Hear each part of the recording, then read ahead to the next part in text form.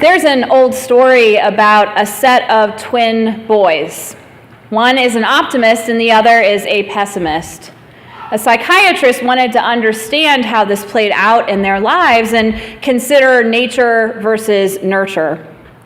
So he put the pessimist in a room full of toys by himself to see what happened. The boy ended up whining and crying after a while, bored and frustrated. The psychiatrist then put the optimist in a room full of horse manure and gave him a shovel. A few hours passed and the psychiatrist checked on the optimistic boy, only to find him still shoveling with a huge smile on his face. Why was he so happy? The boy responded, "With all this manure, there's got to be a pony in here somewhere." Now, there are times when it feels like we are in a room by ourselves with a huge pile of manure, and some helpful person gives us a shovel and leaves us to it. How we respond from there is entirely on us. Today we're taking a departure from Matthew's Gospel and the parables of Jesus, which we've been focusing on for months in the lectionary, and we're joining the children and youth of our church who've been wandering with the Israelites this fall. In the stories of the book of Exodus, from crossing the Red Sea to Moses in the wilderness, to the Ten Commandments, to the golden calf, it sometimes seems like God gives Moses a shovel and says, "Okay, pal, you're up." God may give that shovel an essential tool to address the mess, but at the end of the day, it feels like the call is on people like Moses and us to get to work. And where is God in the midst of us dealing with this mess? Today we hear a story about the presence of God, about Moses and God on the mountain. We hear about where God is when we deal with our lives in shambles. We always think of Moses as so faithful.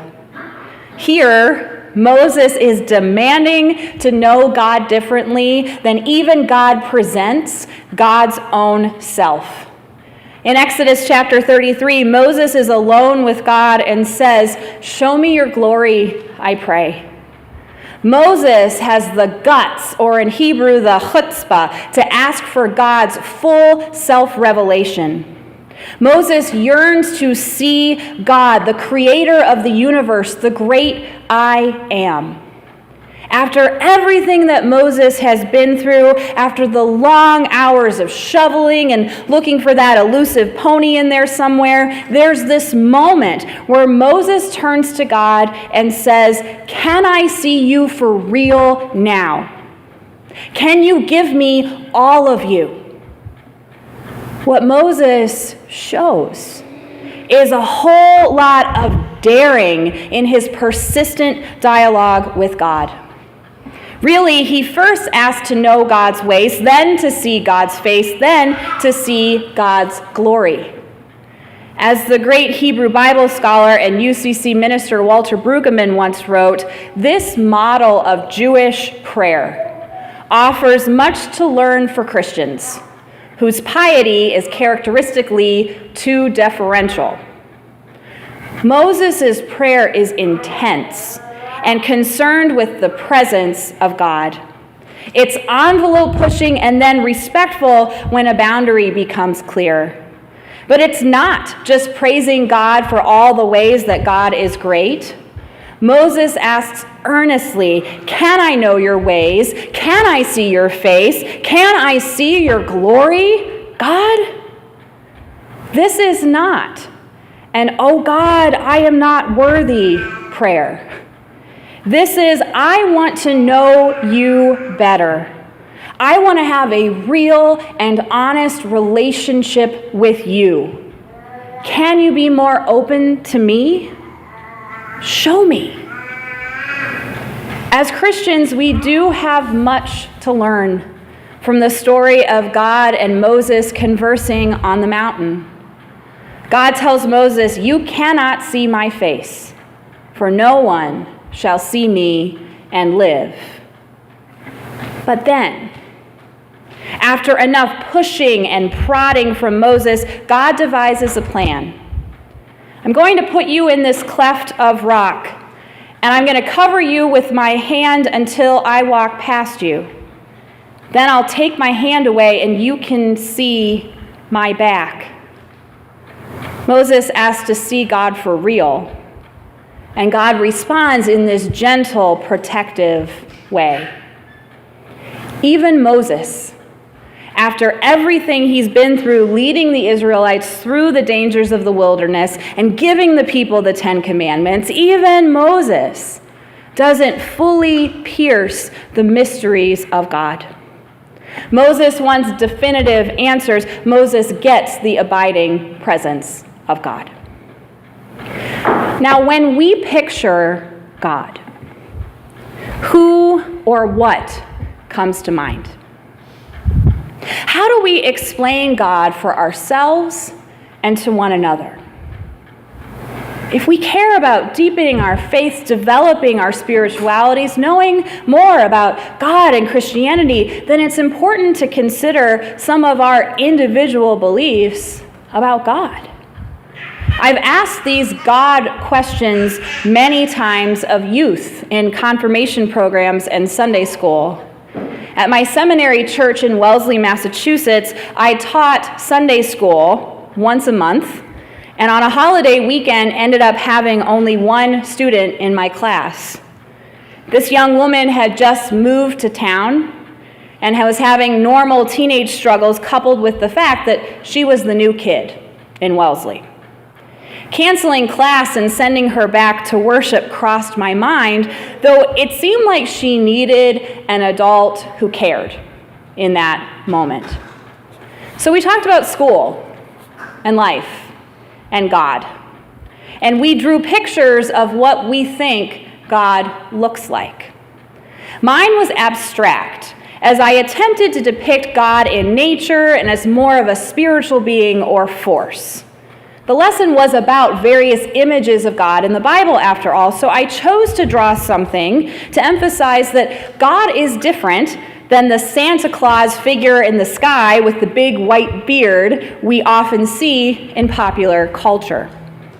Her picture was two people holding hands. This young woman explained that when people are friendly and welcoming and love each other, God is always there. She thinks of God as loving relationships among people. She was already imagining God on her own terms, finding a meaningful image by picturing connectedness and humanity as a symbol for God. It's the idea that to love another person is to see the face of God. Spiritual exercises and ponderings are important in our faith development. Even if we get to a place where we can be like Moses and ask God to help us go deeper for the ability to see God and understand God's ways and how God works in the world, there will always be mystery here.